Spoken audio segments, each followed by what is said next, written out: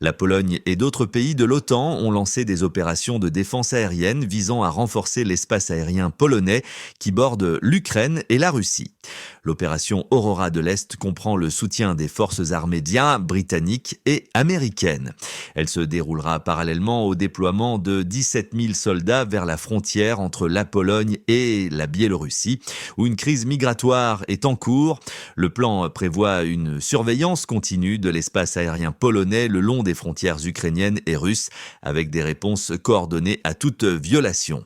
Les forces armées polonaises ont également confirmé qu'un échange élargi de renseignements se poursuivrait entre la Pologne et ses alliés. Le commandant opérationnel des forces armées polonaises, le général Maciej Klis, a déclaré que l'opération était conçue pour soutenir à la fois l'armée polonaise et les opérations plus larges de l'OTAN à l'Est, soulignant qu'elle est liée à une opération menée par les alliés et une opération menée par l'Alliance de l'Atlantique Nord sur le flanc oriental de l'OTAN.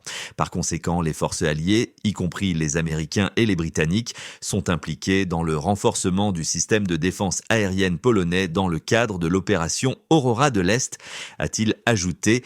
Les systèmes de défense aérienne polonais sont contraints de faire face à des conflits sur deux frontières depuis l'escalade de l'invasion russe de l'Ukraine.